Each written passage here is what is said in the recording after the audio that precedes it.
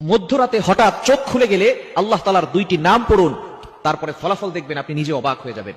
মধ্যরাত, এই রাতটা হচ্ছে রাতের শেষ অংশে যদি আপনার চোখ খুলে যায় তাহলে মনে করবেন আল্লাহ তাআলা আপনাকে সফলতার দ্বার প্রান্তে পৌঁছে দেওয়ার জন্য আপনার চোখটাকে খুলে দিয়েছে। কিন্তু দুঃখজনক হলেও সত্য, আমরা অনেকেই রাতের বেলা হঠাৎ করে চোখ খুলে গেলে অথবা ঘুম ভেঙে গেলে কিন্তু আমরা আল্লাহকে স্মরণ করি না।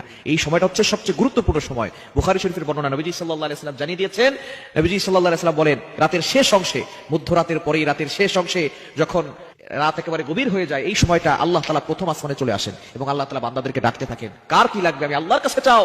রাতের শেষ অংশে এই সময়গুলোতে, এই সময় যদি আপনার চোখ খুলে যায়, আপনি এই আমলগুলো করতে দেরি করবেন না। আপনার উযু করার দরকার নাই, ওই অবস্থায় আপনি আমলটি করবেন। আল্লাহ তাআলা দুইটি নাম পড়বেন 11 বার করে। কয়বার? এবং দুইটি নাম পড়ার আগে আপনি 3 বার দুরূদ শরীফ পড়বেন।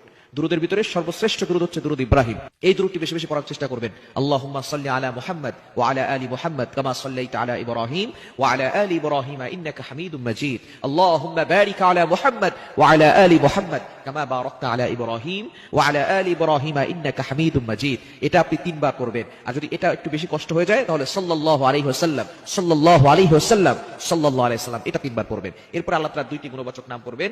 আল ওয়াহ্হাব, এটা পড়বেন 11 বার।